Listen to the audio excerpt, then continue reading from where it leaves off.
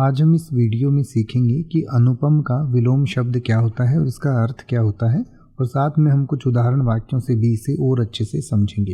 तो सबसे पहले अनुपम का अर्थ समझते हैं।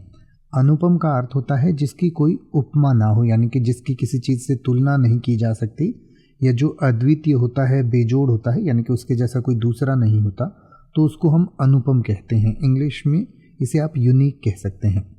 तो अनुपम का विलोम शब्द यानी कि विपरीतार्थक शब्द होगा तुलनीय। तुलनीय का मतलब होता है जिसकी हम तुलना कर सकते हैं या जिसकी उपमा दे सकते हैं, या फिर इसको आप सामान्य भी कह सकते हैं, यानी कि अनुपम का विलोम शब्द सामान्य भी हो सकता है, क्योंकि अनुपम का मतलब कि उसके जैसा कोई दूसरा नहीं होता और सामान्य का मतलब उसके जैसे बहुत सारे होते हैं।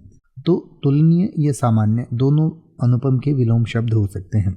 और तुलनीय और सामान्य का अर्थ होता है जिसकी तुलना की जा सके या जो उपमान हो।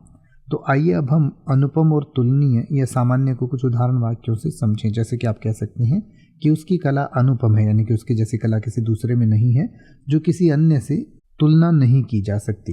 या फिर आप कह सकते हैं कि उसकी प्रतिभा तुलनीय है, यानी उसकी तुलना की जा सकती है और अन्य लोग भी उसके समान प्रदर्शन कर सकते हैं।